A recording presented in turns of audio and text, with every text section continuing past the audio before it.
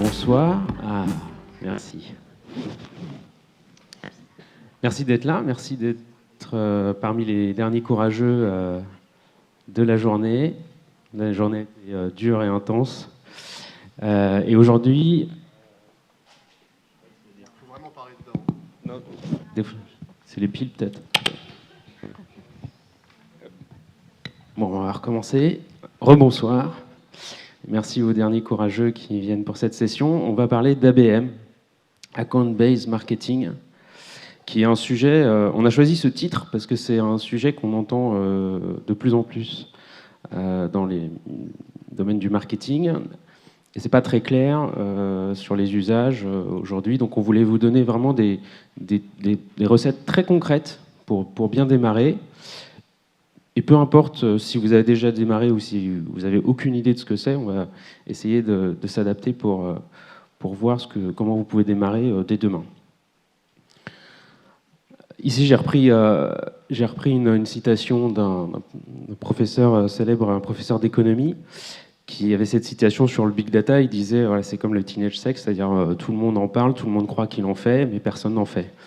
Je pense qu'on peut clairement appliquer la même chose à l'ABM, ça s'y prête bien aussi, c'est-à-dire que y a beaucoup de gens qui parlent d'ABM, mais concrètement, il y en a peu qui l'ont fait encore. C'est quelque chose qui est assez répandu aux États-Unis, ça fait une bonne dizaine d'années qu'ils en font. En France, c'est plus récent, ça fait plus 3, 4, 5 ans qu'on commence à en parler vraiment et qu'il y a vraiment des entreprises qui le font.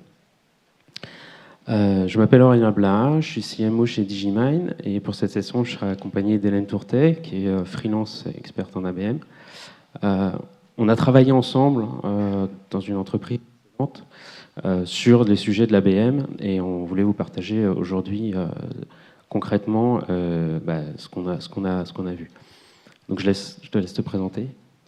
Oui, alors je m'appelle Hélène Tourtet. Du coup, j'ai commencé ma carrière en commercial, ce qui m'a permis de vraiment comprendre les enjeux de closing, la complexité du cycle de vente. Je pense que ça vous parle à tous, évidemment. Et puis ensuite, je me suis plus tournée vers le marketing opérationnel pendant 12 ans, enfin 14 ans exactement, et 12 ans plus dans l'industrie des éditions de logiciels. Et puis ensuite, j'ai découvert l'ABM. Ça a été une passion. Maintenant, ça fait 3 ans que je le pratique.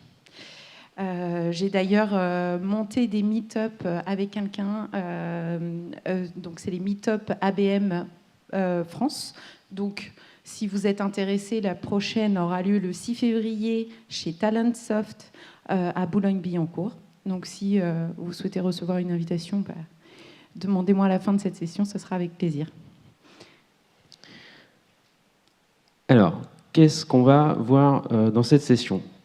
D'abord, on va commencer par vous donner quelques astuces pour savoir d'où vous partez, donc plutôt pour auditer, donc identifier quel est votre niveau de maturité actuel par rapport à l'ABM. Et des fois, ce qu'on entend aussi, c'est que l'ABM, c'est que pour les grandes boîtes. Non, c'est pas vrai. Même si vous êtes une petite structure, moi j'en fais chez Digimind, on est 200 personnes, c'est pas énorme non plus, c'est complètement possible.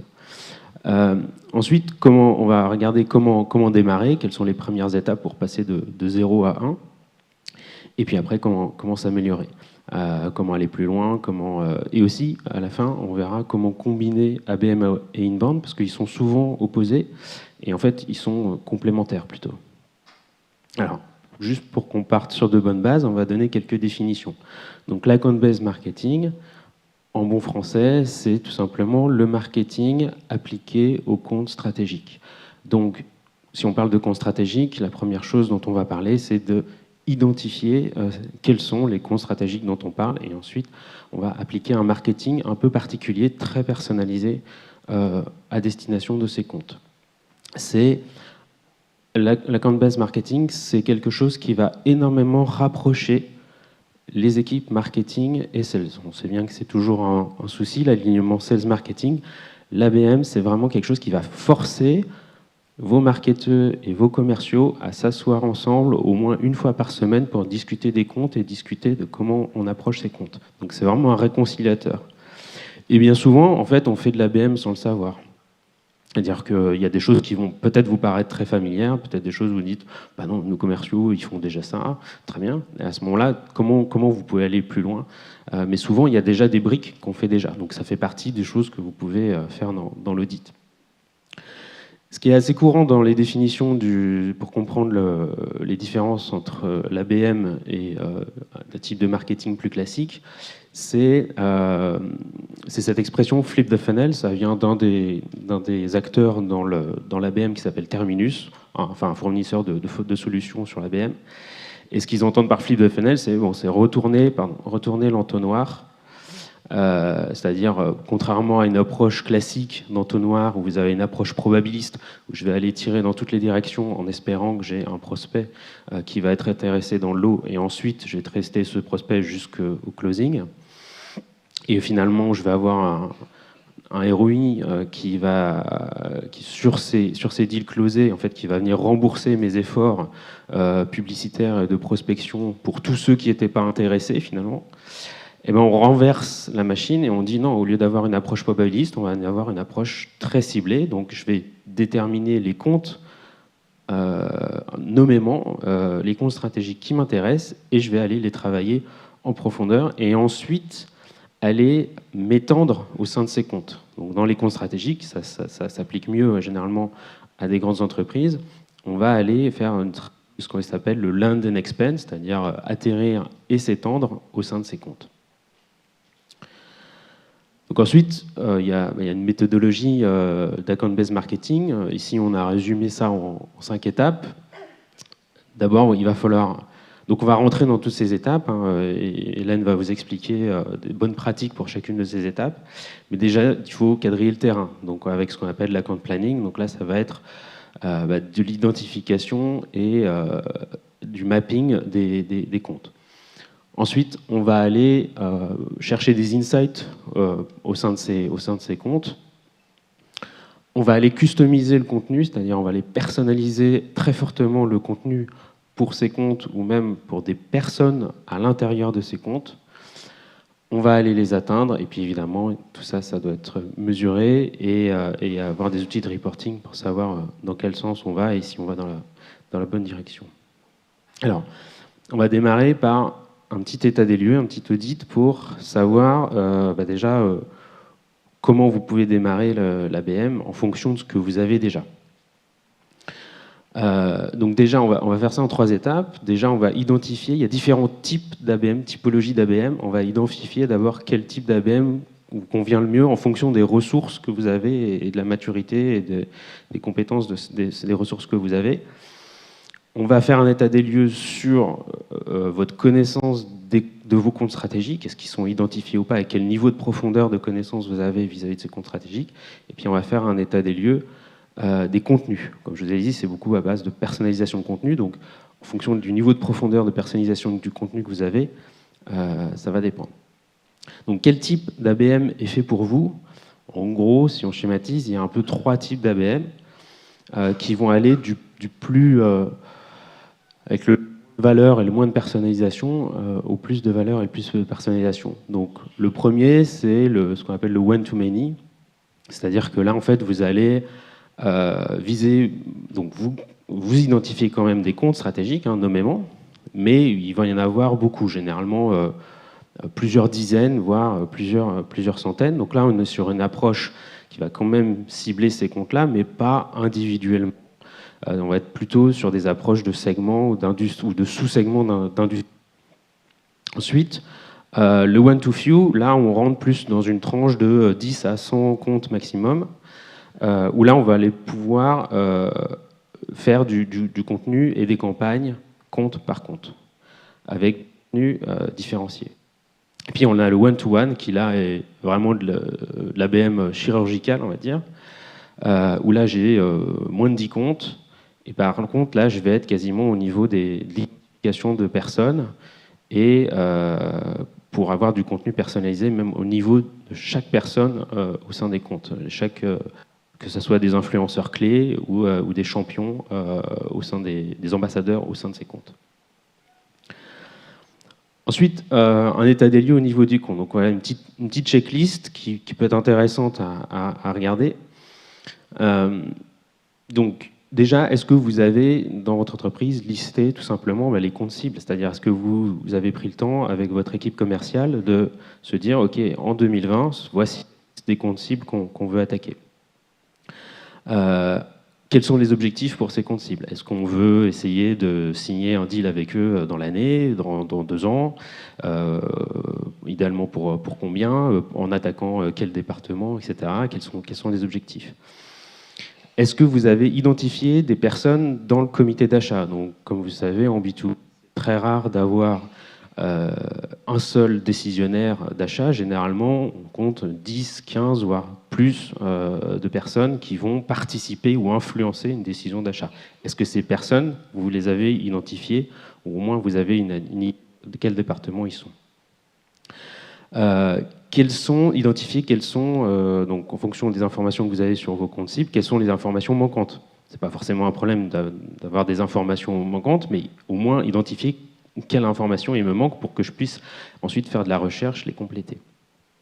Est-ce que vous avez des sujets de discussion identifiés par compte ou même par contact? C'est-à-dire comment je vais approcher, est-ce que j'ai fait l'effort d'aller lire les rapports annuels des entreprises pour savoir ce qui les concerne et là où je vais pouvoir toucher juste? Ou même au niveau d'une personne, est-ce qu'il y a des choses, des sujets de conversation auxquels je vais pouvoir me raccrocher si je contacte cette personne? Dans votre CRM, quel est le niveau de profondeur et de complétude des informations historiques que vous avez par compte, par contact? Est-ce que ça a bien été rempli par les commerciaux ou pas? Quelles sont les informations manquantes, etc. Et puis, bien sûr, comment on va, ça c'est plus organisationnel, comment on va distribuer les tâches entre l'équipe marketing, l'équipe commerciale, et comme je vous ai dit, ça force à se reprocher. Donc de savoir s'il y a des informations manquantes, par exemple dans le CRM sur les comptes ou les contacts, qui va aller remplir ces informations, comment on se répartit. Au niveau de l'état des lieux des contenus, il y a peut-être des choses qui existent déjà dans votre entreprise. Donc déjà, ça va être de faire un inventaire des contenus que vous avez, qui vont un peu plus loin que juste des contenus génériques qui présentent juste votre offre, votre produit ou votre service. C'est de regarder, est-ce que vous avez des contenus existants par industrie? Si vous êtes dans plusieurs industries, que vous servez des clients dans plusieurs industries, est-ce que vous avez des contenus pour chacune de ces industries? Ou même encore en dessous, est-ce que vous avez au sein même de ces industries ou ces segments des contenus pour les grandes entreprises, les entreprises moyennes ou des institutions gouvernementales, différents types d'entreprises? Ou est-ce que vous êtes plutôt des contenus par buyer persona en fonction des typologies de métiers? Ensuite, en fonction de ça, vous pouvez commencer à planifier du contenu. Donc, est-ce que, sans doute, la plupart d'entre vous ont déjà un planning de marketing de contenu, mais aligner votre planning en fonction des souhaits de contenu que vous voulez faire sur la BM. La fréquence des meetings entre équipes marketing et commercial, comme on vous l'a dit, c'est quelque chose qui va forcer les équipes marketing et commerciales à se parler davantage. Donc, est-ce qu'aujourd'hui, vos équipes marketing et commerciales se voient juste pour les revues trimestrielles ou une fois par mois ou une fois par semaine? Donc, en fonction de ça, il va falloir changer en visant plutôt au moins de se rencontrer une fois par semaine. Ou plus, bien sûr.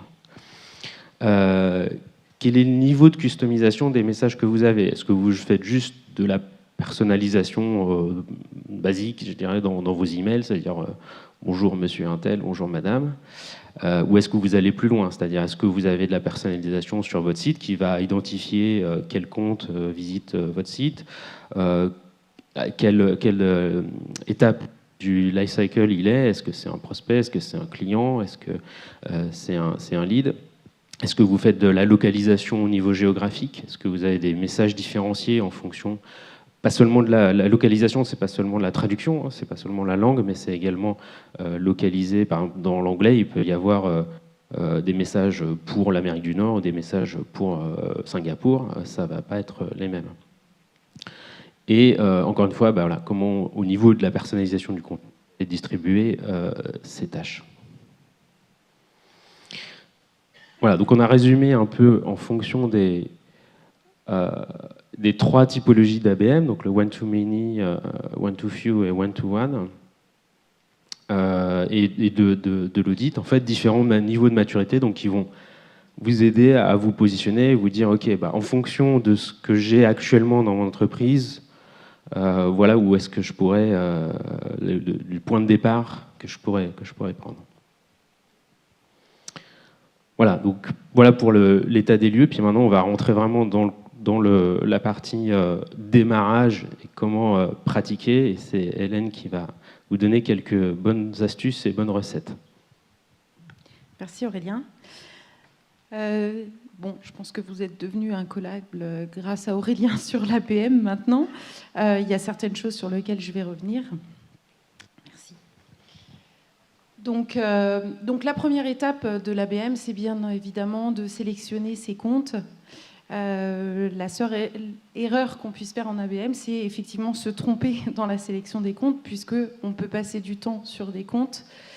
Et puis, enfin, voilà, il faut vraiment vérifier la pertinence des comptes et ne pas se tromper dans le choix. Je dirais que le premier conseil que j'ai à donner, c'est de définir un scoring par compte. Donc, je vais vous raconter un peu, moi, en tant que marketeuse, comment j'ai aidé les commerciaux à sélectionner leurs comptes. Donc, d'abord, on regarde évidemment, et je pense que c'est tous le cas enfin, la plupart d'entre vous, on regarde tout de suite le classement des industries, donc le top 50 de chaque industrie. On regarde évidemment sa croissance. On regarde également le niveau de maturité. Donc, dans mon cas précis, c'était le niveau de maturité digitale, mais dans votre cas, ça peut être le niveau de maturité de votre produit. On regarde évidemment les signaux d'intérêt. Donc ça, c'est quelque chose qui va vous parler s'il y a des marketeurs dans la salle. Il doit y en avoir pas mal. Voilà, c'est effectivement ce que disait Aurélien, à savoir qu'il faut regarder, analyser déjà ce que vous avez fait, les visites qu'il y a sur le site web, les actions diverses en marketing que vous avez faites déjà et sur lesquelles les comptes stratégiques ont probablement émis des signaux. Donc ça, c'est l'équipe marketing qui en a la connaissance et qui peut le fournir aux commerciaux. Et la dernière, donc priorité, donc opportunité détectée par les commerciaux. Il y a aussi, s'il y a des connexions avec le COMEX de votre entreprise, ces paramètres peuvent changer la priorisation des comptes stratégiques. Donc dans le scoring, comme tu disais, en fait, vous pouvez voir deux types de scores différents. Il y a des scores qui vont dépendre de l'appétence du prospect pour votre produit ou votre service. Ça va être plus des scores qui vont être liés sur des critères de comportement. Donc ça, c'est typiquement ce que le marketing peut fournir. Par exemple, les comportements sur le site, combien de pages vues, les comportements d'ouverture d'email, etc., des prospects. Ça fait un premier score d'appétence, d'intérêt du prospect. Et puis le deuxième score, donc quand on parlait là de priorité commerciale, ça c'est plutôt côté sales où ça va être défini, c'est-à-dire est-ce que ce prospect-là, il est plus ou moins stratégique pour nous, pour attaquer ce compte. Et en combinant les deux, eh ben, on arrive à avoir notre liste de prospects qui sont à la fois intéressés et intéressants. Et on va mettre ça en premier, et ensuite on va aller. Ceux qui sont intéressés mais pas intéressants, ils vont être moins prioritaires, et également ceux qui sont intéressants mais pas intéressés, eux, il va falloir les travailler pour déclencher de l'intérêt et de l'envie. Donc du coup, vous arrivez à obtenir un tableau avec votre scoring. C'est très bien si vous avez réussi à faire ce tableau avec les sales. C'est encore mieux si vous arrivez à le faire vivre. Et puis vous êtes les meilleurs du monde si c'est incrémenté dans votre CRM, bien évidemment. Une dernière petite astuce qui peut venir nourrir votre réflexion sur le choix des comptes stratégiques. Vous connaissez tous LinkedIn Sales Navigator, j'imagine. Combien d'entre vous dans la salle l'utilisent ? Quelques-uns. J'imagine que vous le connaissez d'abord un bon tiers. Pardon ? Ça fait un bon tiers quand même. Oui. J'imagine que vous le connaissez surtout pour la recherche des contacts. Eh bien, on peut s'en servir. L'idée, c'est de rechercher des contacts et de faire émerger certains comptes. Donc là, comme par exemple l'exemple concret que je vous montre, donc c'est une recherche par mots-clés. Donc là, on a mis système d'information. Voilà, et donc c'est en France, sur des tailles d'entreprise allant de 1000 à 10 000 employés. On précise bien évidemment l'industrie, retail, parce que quand on veut comparer avec une liste existante de comptes stratégiques, c'est mieux qu'elle soit dans la même industrie. Donc si vous avez plusieurs industries, je vous invite à le faire sur toutes les industries qui vous intéressent et là où vous avez des comptes stratégiques. Et donc du coup, après, quand on clique sur Company, il y a une liste de comptes du coup, qui remonte et vous pouvez le comparer avec votre liste existante. Voilà, c'est une dernière petite astuce sur laquelle on n'y pense pas forcément.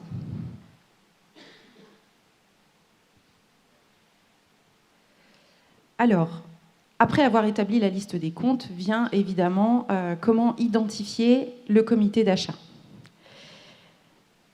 Donc, je dirais que si vous avez 30 minutes à accorder pour faire des recherches sur un compte, ce sera probablement 20 minutes sur LinkedIn avec des recherches de mots-clés, 5 minutes sur le rapport annuel parce qu'il peut vraiment donner des insights intéressants, et puis 5 minutes sur des organigrammes en ligne. Donc les organigrammes en ligne, vous en avez plusieurs, bien sûr. Certains sont gratuits, comme The Official Board, où là, vous pouvez facilement jouer au qui est et en 3 minutes, vous arrivez à identifier les personnes qui vous intéressent. Et puis, vous avez d'autres sources, type nomination, qui, là, par exemple, sont payants. Voilà, pour ma part, j'ai testé les deux. Et après, je dirais qu'il ne faut pas s'arrêter à la liste avec les mots-clés qui va apparaître sur LinkedIn. Il faut aller plus loin et essayer d'élargir son cercle et de trouver des influenceurs. Des fois, on peut trouver des influenceurs dans la structure qui ne sont pas forcément dans les fonctions que vous auriez pensées au début. Aussi, tu mentionnes la recherche avancée sur Google. Vous pouvez aussi trouver des organigrammes juste en cherchant sur le web.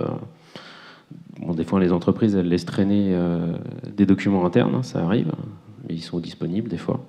Donc, vous pouvez chercher dans ce genre de documents, par exemple, si vous avez quelques noms déjà de ce comité d'achat, vous faites une recherche sur Google, généralement accompagnée d'un file type, PDF ou PPT, et vous allez récupérer des documents où il y a ces noms-là et peut-être le reste de l'organigramme, ça arrive. Donc, on parlait justement d'élargir le cercle et de trouver des influenceurs. Vous avez également, évidemment, LinkedIn Sales Navigator qui vous suggère des leads similaires à ceux que vous avez recherchés. Donc c'est intéressant de jeter un coup d'œil à cette liste, puisque ça peut vous apporter quelques-uns supplémentaires du Buying Committee. Et donc de les enregistrer dans une liste. Hop.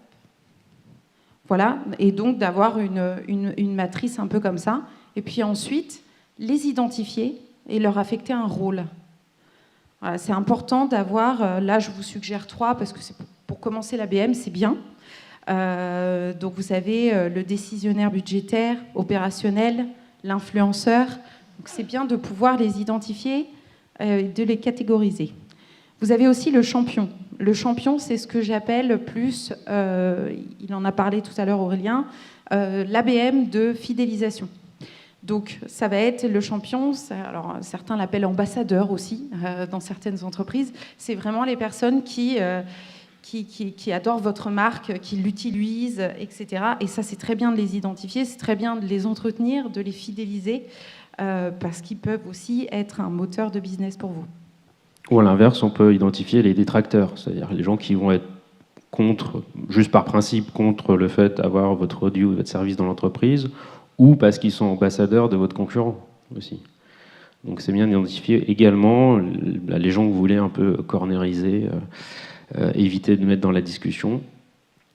Et effectivement, et pour revenir sur le champion, une technique qu'on utilisait assez souvent, c'est de profiter de ces personnes qui sont acquises à votre cause pour les mettre en valeur au sein même de leur entreprise. Et souvent, ça fait plaisir aux gens, c'est-à-dire quand votre produit ou votre service est déployé au sein d'une grande entreprise, mais juste dans une petite business unit ou dans un pays bien particulier, ça arrive souvent que le patron de la business unit ou le CEO n'est pas du tout au courant que cette pratique existe. Donc en fait, en faisant des cas internes, en mettant en avant votre champion comme une référence client, mais interne, vous allez donner de la visibilité à cette personne-là, il va être valorisé, et en même temps, son management va être au courant que votre produit ou votre service est déployé chez eux, et ça va donner envie potentiellement d'aller le déployer dans d'autres business units ou dans d'autres pays, par exemple. Alors là, dans mon tableau, il y a un scoring, parce que je vous invite à le faire, je l'ai fait sur certaines entreprises, de faire cet exercice avec les sales, vraiment, sales et marketing, et de mixer les équipes. Et vous allez voir que le résultat peut être surprenant. Et le pourquoi ils vont choisir ce type de persona est intéressant aussi. Déjà, ça favorise l'échange entre vous, entre équipes, et puis en plus, ça permet de s'aligner sur les bonnes personnes à chercher. Ça permet de se challenger entre équipes, c'est-à-dire en fait, il y a des briques, comme on parlait tout à l'heure de scoring sur les comportements et de scoring sur l'intérêt stratégique ou pas d'un compte. On peut se challenger dans un sens comme dans l'autre, c'est-à-dire le sales peut lui être persuadé qu'un compte est stratégique et qu'on a beaucoup de chance, on a des fortes probabilités de signer avec eux, mais moi au marketing je vais lui montrer que en termes d'appétence et de comportement c'est le calme plat par exemple. Donc c'est pour ça tout à l'heure Hélène mentionnait le fait de commencer par lister ses comptes, mais surtout de le maintenir dans le temps. C'est ça qui n'est pas évident, c'est de toujours constamment challenger cette liste-là. Et il va y avoir des entrants, des sortants. Idéalement, il faut le faire au moins trimestriellement pour que ça soit suffisamment frais. Et à l'inverse, on peut détecter des comptes qu'on n'avait pas identifiés au départ, mais qui viennent, par exemple, sur le site, qui téléchargent du contenu, etc., qui sont très intéressés, et donc qui vont rentrer dans cette liste. LinkedIn aussi propose aussi des nouveautés qui sont intéressantes. Justement, on parlait d'identifier les contacts et de les affecter à des rôles. Là, clairement, c'est le cas. Donc, je trouve cette fonctionnalité intéressante, d'autant plus qu'on peut ensuite l'importer dans les campagnes et faire des campagnes dessus. Donc, c'est très important. Enfin, moi, ça me semble très intéressant. Donc ensuite, on a les comptes, on a le comité d'achat, très bien. Maintenant, il faut savoir de quoi on va leur parler. Donc il faut définir des sujets de discussion pertinents. Donc ça va se faire avec encore de la recherche. Donc il faut aimer la recherche quand on fait de la BM. Donc on peut faire des recherches par mots-clés. Donc voilà des petites astuces, nom, prénom, utiliser les critères booléens. Et puis se focuser sur du coup les résultats de moins d'1 an, c'est toujours plus pertinent. Il faut s'arrêter aussi sur les interviews, voilà, pour voir un peu comment ils s'expriment, sur quel sujet. Des fois, ils évoquent quelle est leur problématique, justement, qu'ils rencontrent au quotidien et que potentiellement vous pouvez y répondre. Je pense aussi qu'il faut vraiment identifier les connexions. Alors les connexions, ça peut être aussi bien en interne à l'entreprise qu'à l'externe, et trouver les intérêts communs. Donc ça peut être, par exemple, vous identifiez que telle personne est président d'une association dont vous êtes membre, ou une autre personne est engagée dans une école dont vous menez des actions également de votre côté. Ça peut être... il s'est exprimé dans une interview sur un sujet qui fait résonance avec les solutions que vous proposez. Bref, il faut vraiment trouver tous les points de commun. Donc on peut, en général, on liste 3 sujets de discussion sur lesquels on peut commencer à parler avec votre cible. Ça, c'est potentiellement des choses que vos commerciaux font déjà, mais à leur niveau peut-être. C'est-à-dire qu'ils font un effort quand ils font leur prospection, ils font un effort de profiling, chercher des informations sur la personne qui vont les contacter pour établir plus de proximité. Donc s'ils font déjà ça, c'est très bien. Là, l'étape d'après, c'est qu'ils aillent parler au marketing pour dire « Ok, là j'ai identifié ces sujets de conversation, est-ce que tu as du contenu marketing plus poussé que juste une petite accroche de conversation que je puisse lui envoyer et du coup pour faire mouche ». Donc encore une fois, c'est là où il y a ce rapprochement qui est possible pour aller plus loin. Il est intéressant aussi de regarder à quels événements vos cibles se rendent. Voilà, parce que potentiellement, c'est aussi des salons où vous êtes présent. Donc, à juste titre, Aurélien parlait d'un type de livrable. Voilà le type de livrable qu'on peut partager avec les sales, donc sales et marketing. Et bien sûr, il y a de l'itération à faire. C'est quelque chose qui vit. Mais ça donne pas mal d'informations déjà pour se dire sur quel type de sujet on peut engager une personne. Ça permet aussi de définir tout de suite les rôles. Avec le commercial, il va vous dire... voilà, ces personnes-là, je les connais à peu près, ou j'ai une possibilité de connexion avec eux, donc je vais les traiter en direct. Et puis, vous allez définir le reste de la liste en disant, voilà, le marketing va plus s'occuper de cela parce qu'ils ont donc du contenu qui, justement, en ce moment, est disponible pour leur adresser.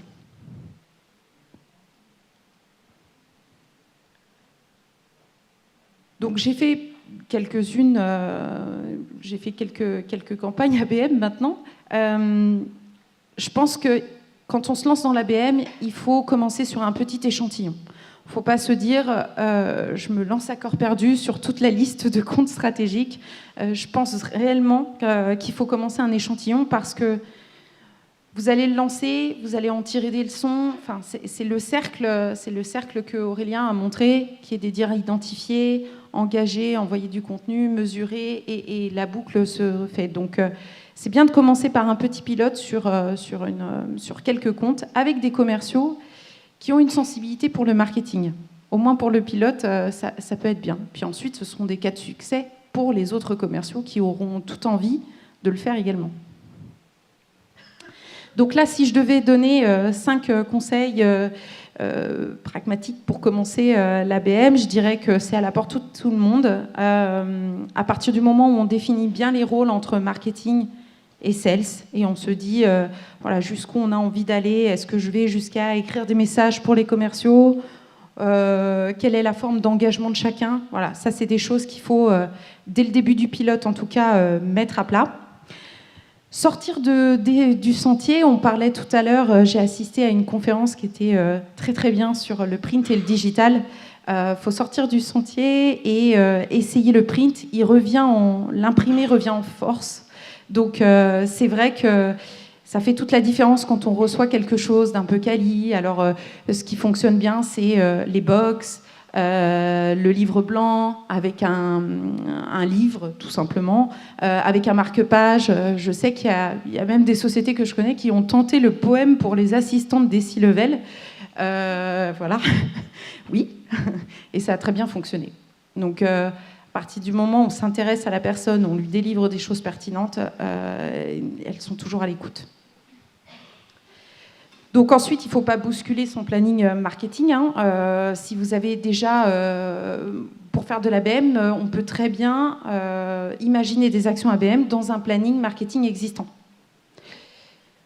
Donc l'événement, et c'était mentionné à l'autre conférence également, et c'est vrai, l'événement reste un bon type, enfin une bonne action, un bon prétexte pour rentrer en contact avec vos cibles. Donc bien sûr, avec un traitement VIP, avec une invitation un peu quali, imprimée. Et puis, côté contenu, bon, il en a parlé un petit peu Aurélien, donc je vais passer, mais utiliser des contenus existants et ajouter une personnalisation pour les comptes stratégiques. Et puis ensuite, bien sûr, la mesure et l'orchestration, voilà, qui peut se faire... c'est encore mieux si c'est dans le marketing automation ou dans la CRM. Mais après, ça peut aussi, pour le pilote, se faire très simplement sur un tableau. Pour commencer, en tout cas.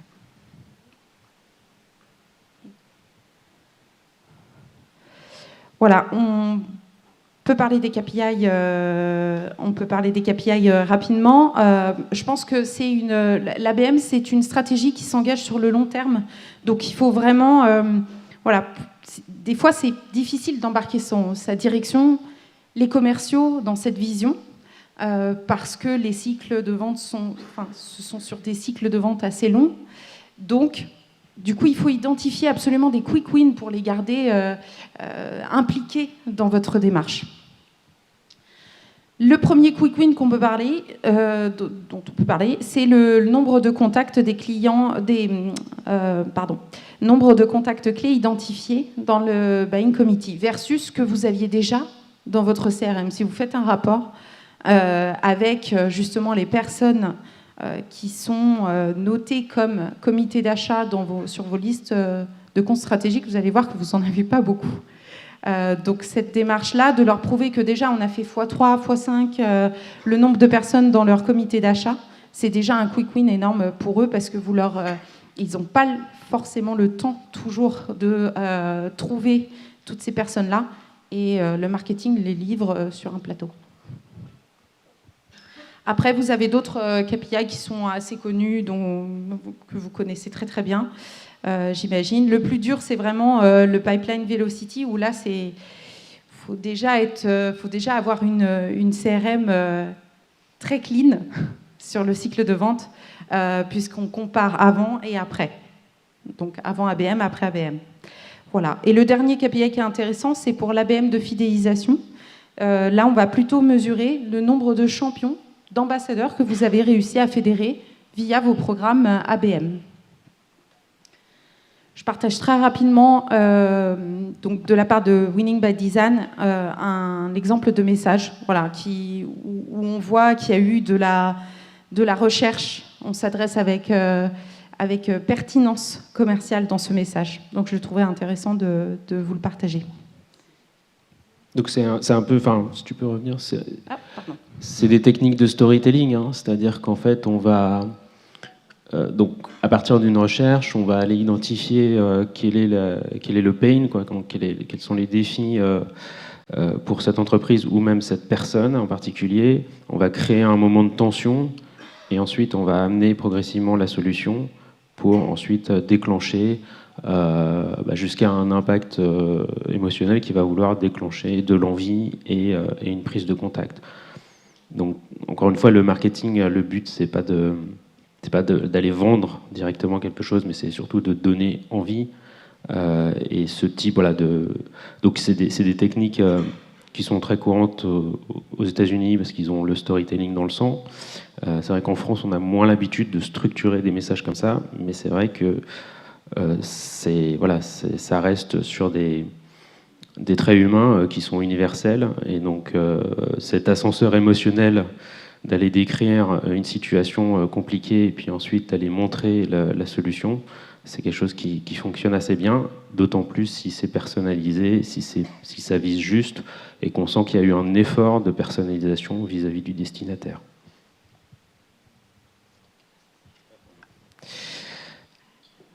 Alors, on a en introduction, je vous ai montré le flip de funnel, hein, donc on peut se dire, ok, l'ABM c'est complètement contradictoire à l'inbound marketing qui lui a plus une approche large et ensuite on vient aller closer les deals. Donc voilà, donc je ne vais pas rentrer dans le détail ici, mais vous voyez un peu les grandes différences. On va avoir des focus différents, soit marché ou industrie dans un cas, ou sur les comptes dans l'autre. Dans un cas, on va être plus sur la quantité, et l'autre cas, plus la qualité. Dans le cas de l'inbound, on va plus sur généralement de l'acquisition, quoique l'ABM peut aussi servir à de l'acquisition, mais c'est surtout pour aller faire ce fameux land and expand, c'est-à-dire une fois que je suis rentré à l'intérieur des comptes, comment je vais faire du cross-selling d'une business unit à une autre ou d'un pays à l'autre. Et dans un cas, on va être plus sur des buyer persona et l'autre, un profil de client actuel. Donc, ça ne veut pas dire qu'il faut choisir l'un ou l'autre. La bonne nouvelle, c'est qu'on peut combiner les deux. Voilà. Et vous pouvez démarrer avec de l'inbound pour aller, et surtout quand on démarre hein, et qu'on n'a pas identifié ses comptes stratégiques, pour aller chercher de l'acquisition et ensuite étendre. Bien sûr, les deux sont combinables. Parfait. Voilà, je crois qu'on est hors du temps. Je pense qu'on a le temps de prendre des questions ou pas encore. On est tellement passionnés qu'on a dépassé un peu le temps. Merci beaucoup.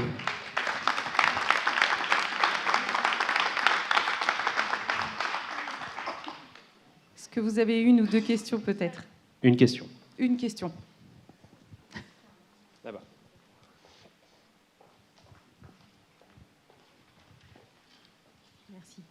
Merci beaucoup. Est-ce qu'il y a des cycles de vente ou des niveaux des prix moyens ou des niveaux de tarifs d'affaires qui sont plus propices à ce genre de démarche? Alors oui, notamment, on a vu trois types pour adresser l'ABM en one-to-one, par exemple, c'est-à-dire ce que j'appelle l'ABM de haute couture très personnalisée. C'est pas intéressant si le deal ne représente pas 50 voire 100 cas. Voilà. Là, si on fait le ratio en termes de ressources et ce que ça rapporte, c'est pas intéressant. Généralement, c'est intéressant pour des entreprises. L'idéal, c'est de viser des accords cadres pluriannuels, si possible.